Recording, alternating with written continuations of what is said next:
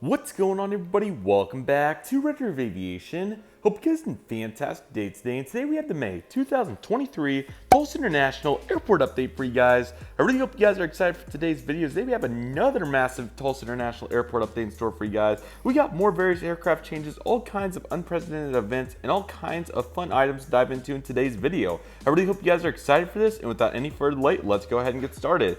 As I said, we have a bunch going on in today's airport update, from aircraft changes to all kinds of news. We have a bunch, and I am super excited for it today, everybody. I hope you guys are as well. So without any further delay, let's go ahead and get started. I will try to make it as usual as I can, but at the same time, with how much is going on, it's going to be challenging at the same time. But the first problem is we got to get this camera fixed, so we'll do that. Starting right here, gate number B1, we have the Southwest Airlines Boeing 737-700. This is in the Canyon Blue delivery with the blended winglets. These are very challenging to come by, so I highly recommend it. Both the 700s and the 800s in Canyon Blue delivery are extremely rare at this point. But nevertheless, we have this Canyon Blue 737-700. This aircraft is currently coming in from St. Louis today, and now it's going to be heading on over to Orlando. Really cool to get to see both these services going really strong. I did get to fly the St. Louis flight for the first time. I'll tell it more in depth later. But nevertheless, I had some crazy trips and ended up making two extremely tight connections with Southwest. Kind of self-induced, but I'll talk about that later. But nevertheless, really glad that I was able to make them, and it worked out really well. So looking fantastic right there.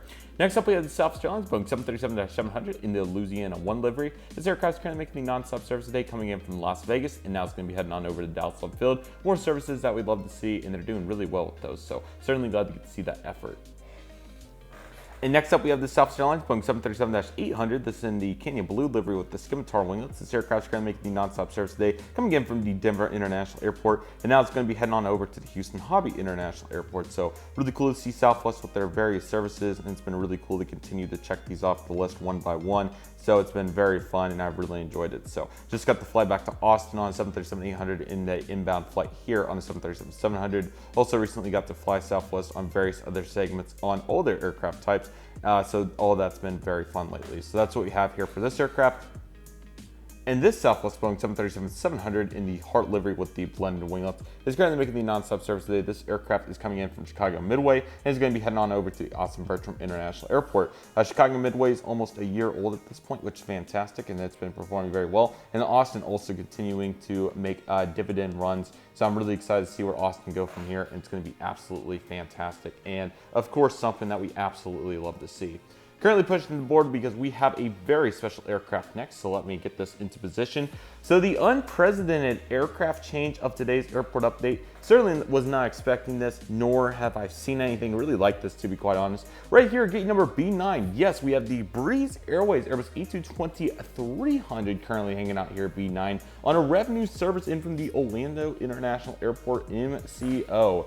So absolutely crazy to see this right now, as Breeze, as you guys may remember, started this service on March 1st and operated Embraer ERJ-195s for the first 2 months.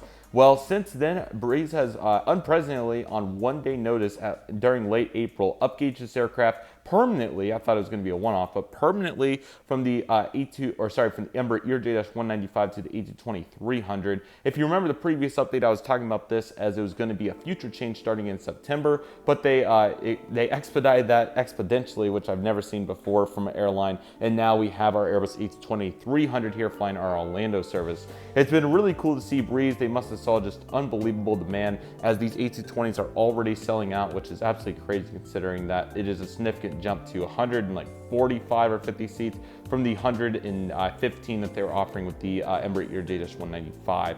So it's been super cool to see Breeze being very successful here. Unfortunately, they've had so many logistical issues lately. It's been super unfortunate.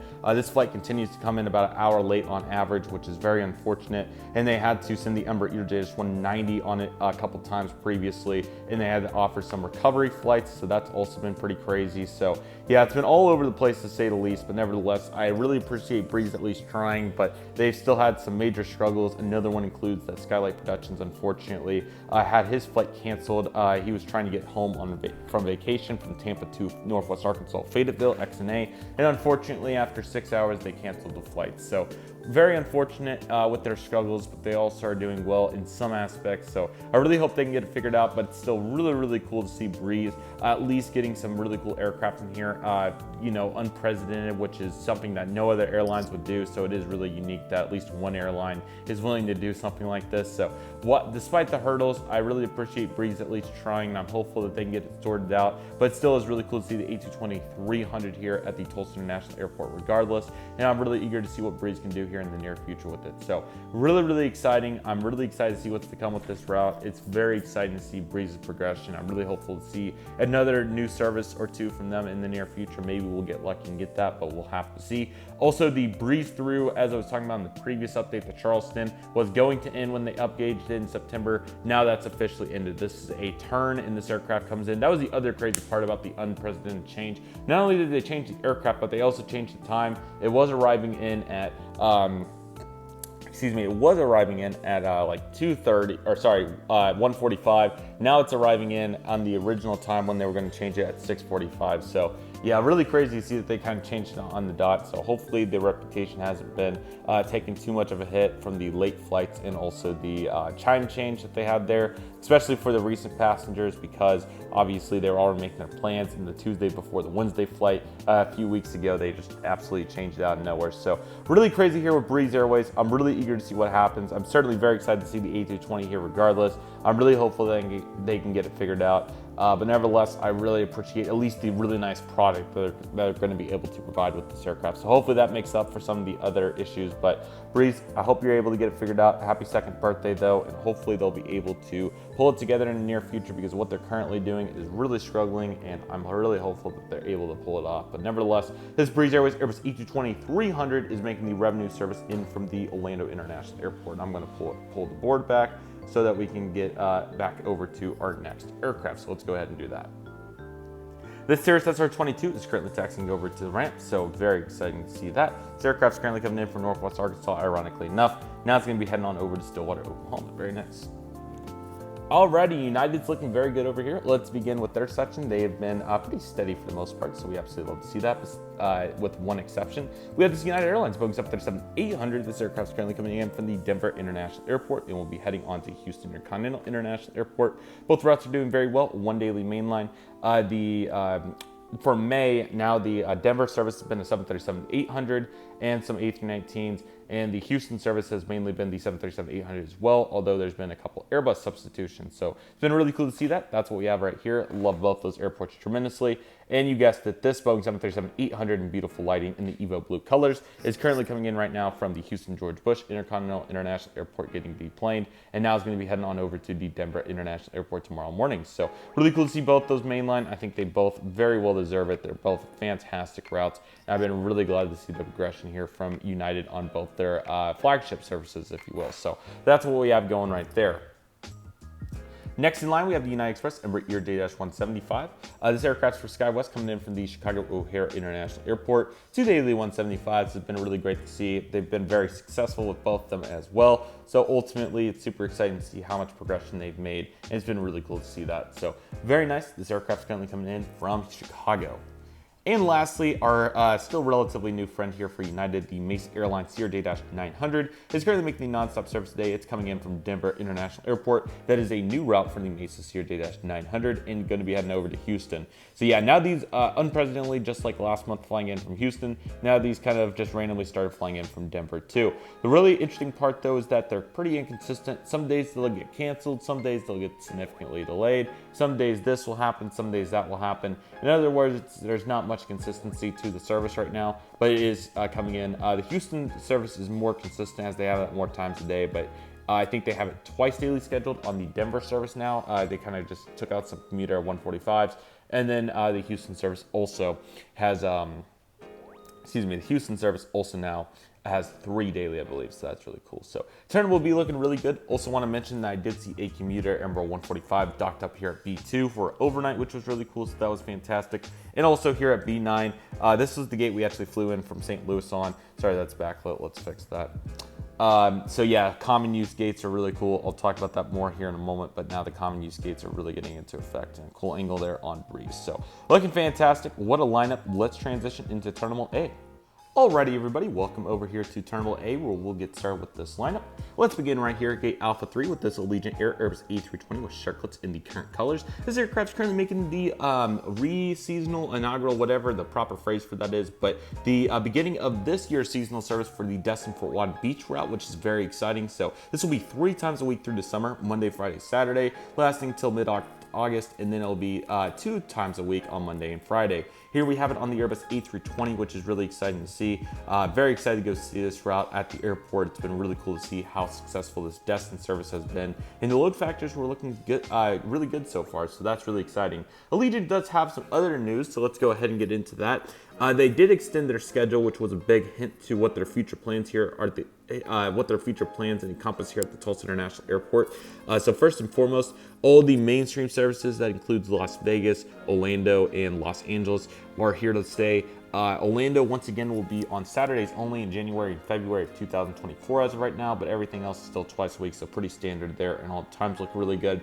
Similarly as well, we also have the Destin service terminating after October as expected. And then Tampa, I briefly talked about this in the last update, but it was going to be going for the fall season, and that got extended into January and February on Thursdays and Sundays, which is so exciting. So now once the route returns, it should, as of right now, be a year-round service. So I think they're kind of shoving it in Breeze's face since they weren't able to continue the routes. Now Allegiant's going to pick it up year-round, which is really exciting. They probably saw all that data that Breeze had and all the success they had on that route despite cutting it, and now Allegiant's going to be able to take that. So now we'll be up to 4 year-round services, which will include Tampa, Orlando, Las Vegas, and Los Angeles, and then Destin will be here for the summer. So that's a really good lineup in my opinion.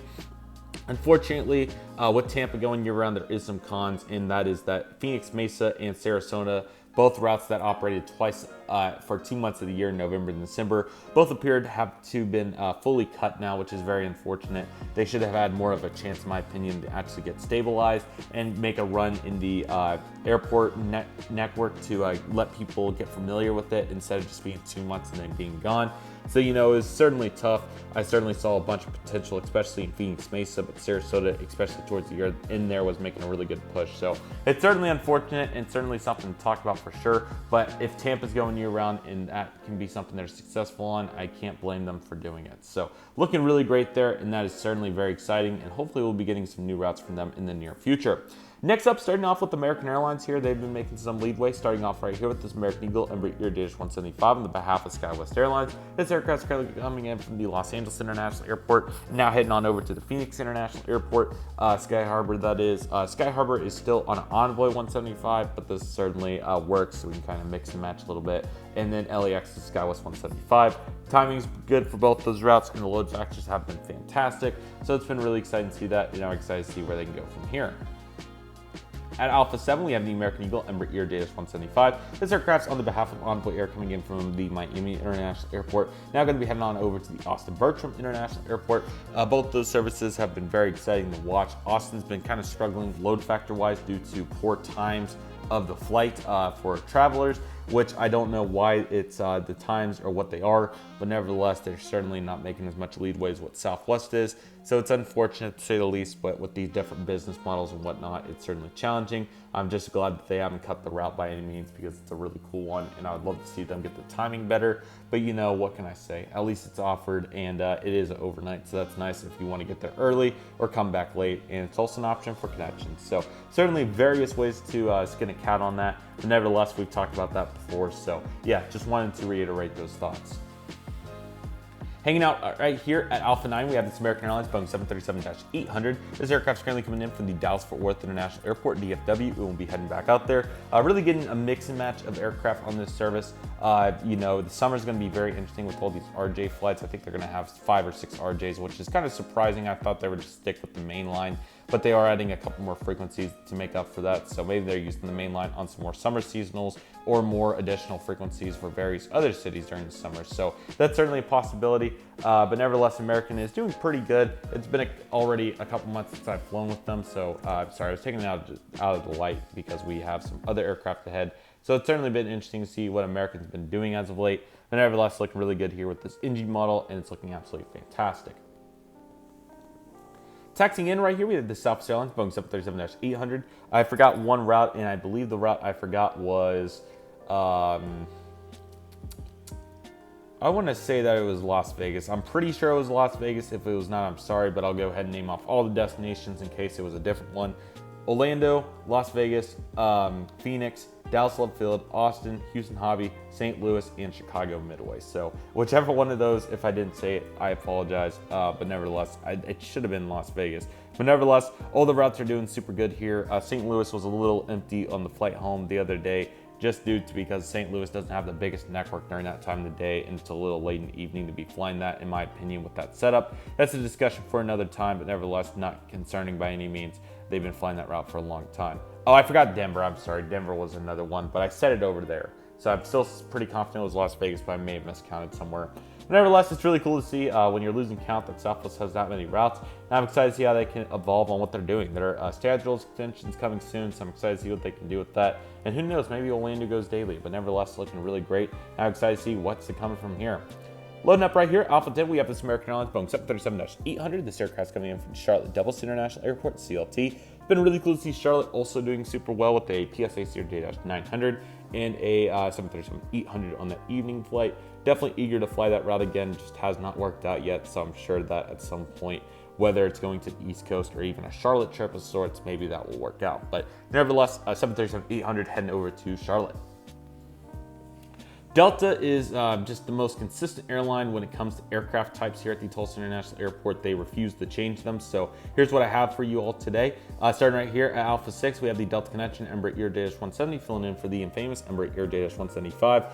You guys can probably guess where it's going to at this point if you've been watching these updates. It's Salt Lake City, Utah. Really no changes here. It just is very consistent on what it is, and it serves its purpose very well. So I cannot complain with Delta with their efforts here. They've done a really good job, and I think they've done absolutely fantastic. This airport was actually set up about 2 weeks ago, and there's been a massive change since when I set this up, so I need to do a little bit of flip-flop action real quick. So you're going to see a Delta 717 right here, but I need to snap my fingers because something else is going to be here right now. As right here we have the Delta Airlines Airbus A320 coming in from the Atlanta Hartsfield-Jackson International Airport. So two of these got subbed in, ironically enough. The first one, I was in Indianapolis and got a jet tip alert and was kind of honestly a little bit upset because I really wanted to see this, because the last time that an Airbus came to Tulsa for Delta on a revenue service was all the way back in like 2016, I believe, the summer when Delta briefly flew the A319 on a morning flight. The last time the A320's been here, if it ever has, which honestly it possibly hasn't, and if it has, it's been very brief. I cannot answer that question. So it's really cool to see Delta sending the Airbus A320 on 2 substitutions, again, to my knowledge, the first time. My guess is that they oversold this flight, so they sent the same registration, ironically enough, on a 6 p.m. arrival, and then they also sent it on 10 a.m. arrival the next day. It has since not happened again. It's really cool to see this, as Delta, again, like I was just saying, they are very consistent with what they do. They've been sending 717s here nonstop for, I think it's getting close to 2 years. I don't think we're quite there yet. I think it was like fall of 2021 when they started doing that, but well over a year at this point, there's been no change.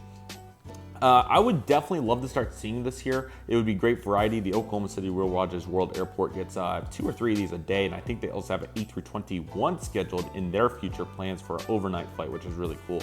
But nevertheless, we are scheduled here with the 717 at peak days 5 times a day. I am definitely not complaining with that. The 717 is a beautiful airplane. I'm very excited to fly on one again. But nevertheless, we do have the Airbus A320 here, and what I was referring to is that I could definitely get used to seeing this once a day. I think that would be really fun. I think it holds a couple more than the 717 or even a 319 here would be really cool. Oklahoma City's also got some 319s, so it's been really cool. But yeah, really dating back in some Tulsa history, I cannot remember the last time that an A320, if ever, has showed up. I know back when these were first making their making their rounds for Delta.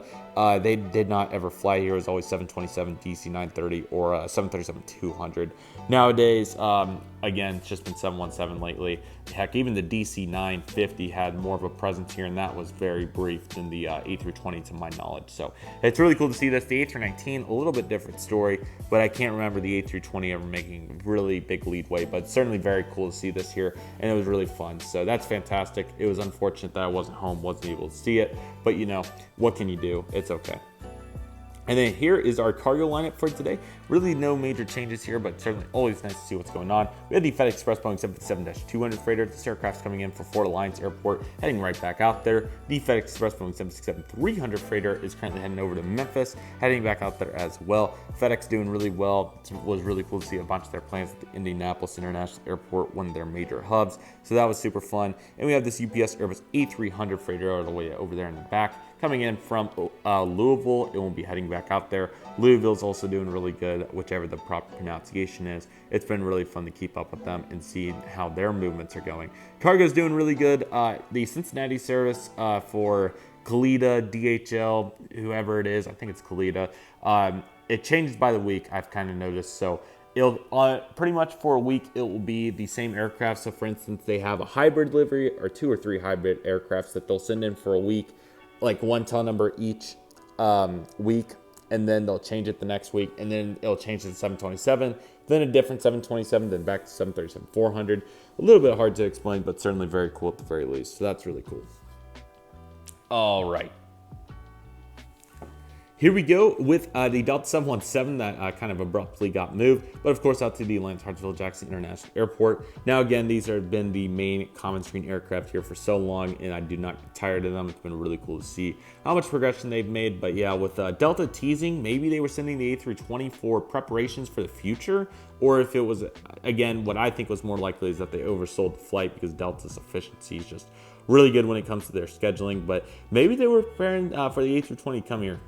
So yeah, that's certainly very cool, and I'm really excited to see where it goes from there.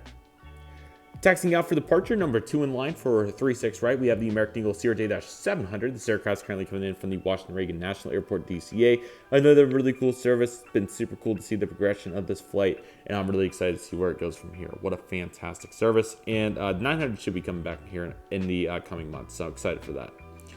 And I am so sorry for the foreground and the mat and just this whole angle. It is not the best. But right here we have this American Eagle Embraer ERJ-175. This aircraft is currently making the nonstop flight coming in from the New LaGuardia Airport, LGA for Republic, and then for Envoy heading on over to Chicago O'Hare. Actually, we'll just keep it at Republic there. So really cool to see both those services doing so well. It's been so nice to have LaGuardia finally a New York connection. So something that we desperately needed, we finally have it. Plus Reagan, so really cool to see that success story. And then of course Chicago's also doing really good. Every time I've went up to the airport and have been inside, Chicago's always been usually that 10 a.m. mark, always been full. So it's been really cool to see that, and I'm really excited to see where it goes from here. So looking fantastic right there. Sorry about that, everybody. Got interrupted for dinner, but nevertheless, the focus is not cooperating after dinner. Unfortunate, but this 175, like I said, I'm pretty sure we had this on. Of course, I forget what I had it on. I apologize, everybody. It's the final route, whichever one that I missed. I can't remember which one I'm missing. I think it may have been. I think it was Austin. I'm pretty sure it was Austin or Chicago. It was one of those two. So nevertheless, looking very good right there. And yikes, yeah, let's try to get past that. Alrighty. Last up for today, we have the hangar over here looking fantastic. So let's go ahead and take a look at this. Currently loading up right here. Well, not loading up, but rather just got done with the C-check. We have this American Airlines Boeing 787-9 Dreamliner. This is the new GeminiJets released November 835 Alpha November. Was super fortunate to get to fly this aircraft. It was so much fun, and really ironic that GeminiJets made a release of it. I was really contemplating whether I wanted to put the flaps down or the flaps up in this position, because obviously the flaps down at the hangar would be pretty realistic, but I decided to go with the flaps up because it's just a beautiful looking plane, and the flaps down will get plenty of utilization, predominantly in Dallas, but also probably here in the near future. So really special plane, and just so nice that GeminiJets did such a good job on it, from the color to the mold.